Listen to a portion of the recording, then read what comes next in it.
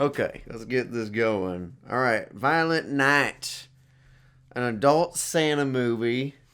Another one. Yeah. What was that other one? Mel Gibson's one. I forgot what it's called, actually. Whatever. It does seem like we're doing this a little bit like Winnie Pooh for kids or horror movie version of whatever. Or, Santa Claus for adults. I'm down with that. That's fine with me. You just can't expect them to be bangers.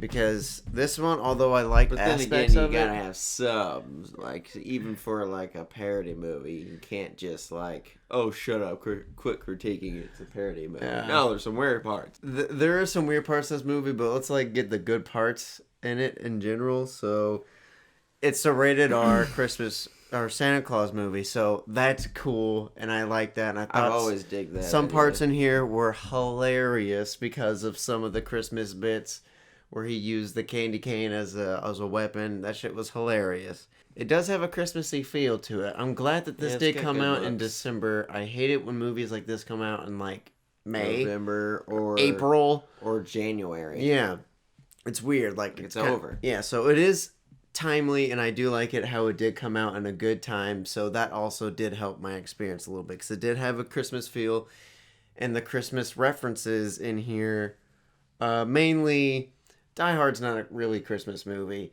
but Christmas is in Die Hard, and this movie is, when they were pitching this, they were like, alright, like imagine Santa Claus and Die Hard. It's John McClane. Yeah, exactly. It's the He's same got the thing. dialogue connection with someone outside. Which usually has happened, at least in the first two. Yeah, there was a lot of references to the first two Die Hard movies. The snow people, the reinforcements were, evil, bad, they weren't good. The whole twist. And they almost looked exactly the same. It was a heist. Some of the dialogue was spot on, too. Like, he was even saying, like, oh, what, you were into too many Christmas movies growing up? Like, they were really trying to reference the Die Hard. Yeah, and the name drop Die Hard. So I didn't mind that. I thought that was funny. Too. Yeah, they had a Home Alone thing going on. Like a rated R Home Alone thing. Where it's like, some of these things could hurt. So when I was watching some bits in this movie, I had to like close my eyes because they got Super the violent. gory. They got the violent part down. This movie, when they say Violent Night, they weren't kidding. Was entertaining in that aspect. It did take a little bit to get there because usually he did one-on-one fights before like the big old showdown at the end. Mm-hmm. And those were a little weird. Like in the beginning where he's fighting that guy. Kind of got his butt kicked. Right. Again, like the McClane thing where he kind of skims by the end of, he skim his teeth. But as it got on and he got the sledgehammer, then shit got gruesome. Like it bumped it up a lot. Turned into Thor. By then, yeah, he literally turned into Christmas Thor. The characters there are certain characters that are super funny, though. Not all of them were funny. Some of them were designated serious characters. But yeah. Like, Ellen Griswold was like she was like the high up Hillary Clinton kind of connected rich chick who they're stealing from. She was great. I liked her. I liked her daughter. Super funny. her husband, boyfriend, who's with her son. So some of the stuff I didn't really care for was the main bad guy, Scrooge, Sid, the guy who plays Sid. Awkward, just cringy. Yeah, a lot of it was just cringy to me.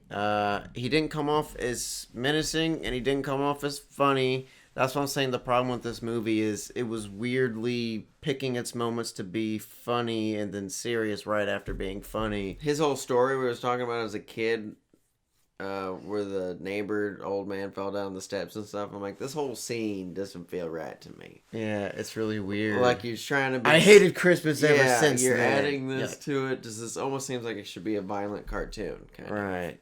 A violent short cartoon. It'd be better. It did seem like it dragged on a little bit towards the end.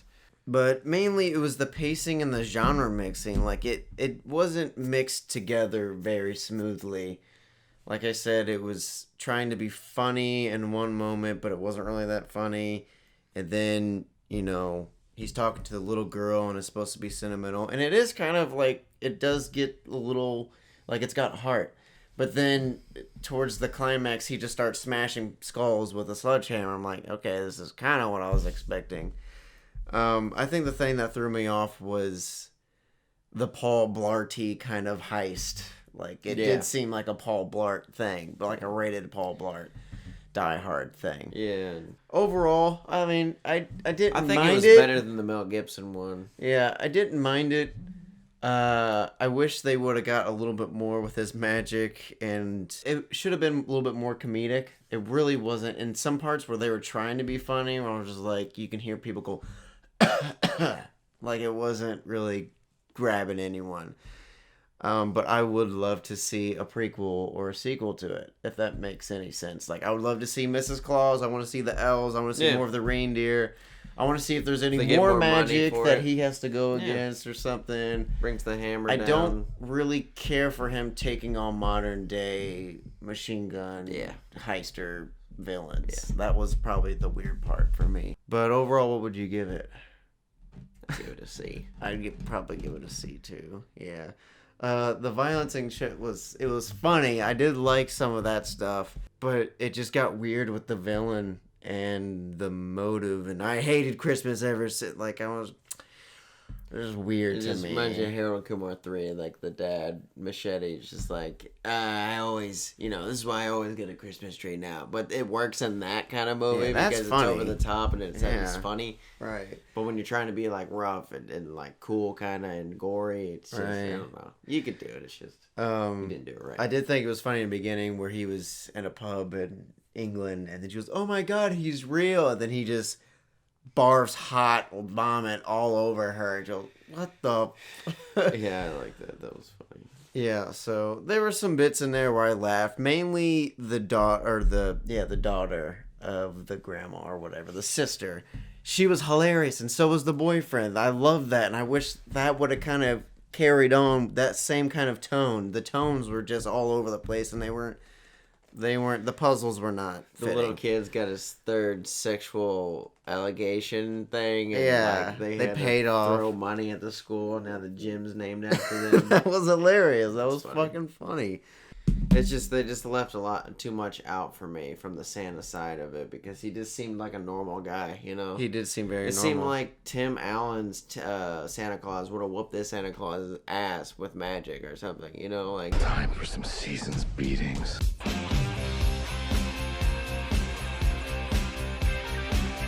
If you're gonna like let's make it cool and like badass, it'd be like doing Peter Pan and making it gory and stuff and not capitalizing on all the things that make that character. He looked great for Santa Claus. He took his shirt off. I was like, okay, Thor. Like he could probably he was all tatted up and like shit. If he was in a serious movie, I think he could do a cool Thor movie. Like I think he'd be a cool Thor. Yeah, but yeah, that was our review for Violent Night.